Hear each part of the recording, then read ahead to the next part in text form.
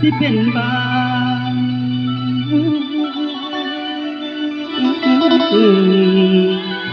ร้อ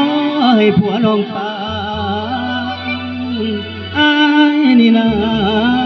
สิตายก่อนละคำแพงเอ้ยเป็นหนาวหนาวเป็นฮ้อนฮ้อนมาคือไข่แม่นอยู่ไหนละนางเอ้ยนางอ้ายลืมเจ้าบ่ได้แม่นสิผ่านมาหลายปีใจก็บ่เคยหนีเรื่องเดิมๆแต่ข่าวนั้นวันเดือนปีสิหมุนใหญ่แต่ใจสายอ้ายคือเก่าน้องไปเป็นเมียเขาอ้ายนั้นเหงาอยู่บ่แล้วมันเป็นแปลวอยู่วางสวงโอ้ยเด้น้อง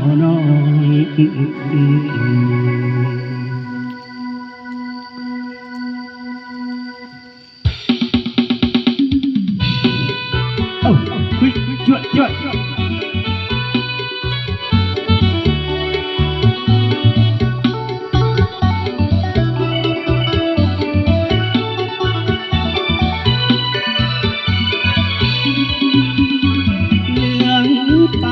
ที่มิน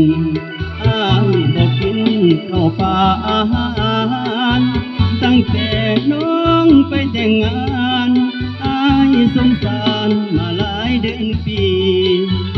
ตั้งแต่น้องเป็นเมียเขาอ้ายกินแต่เหล้านับวันเดือนปีหากก็หากแต่เจ้าเท่านี้หากคนดีอย่างเหมือนนิทานป่านคุณรู้นางอัวเจ้าเอาผัวอายยังหำพรจิตทอดบางช่วงบางตอนใจหำพรทุกวันเวลาที่ขาอายก็ยอมตายคือมาหักหลายแต่เด็กกันดาเจ้าเอาผัวก็ยังคงท่าตะวันบนฟ้าคือบ่เห็นใจไปอยู่ค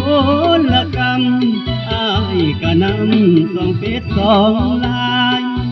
บ่ได้ติดต่อเงียบหายแต่ว่าตัวอ้ายติดตามคนดี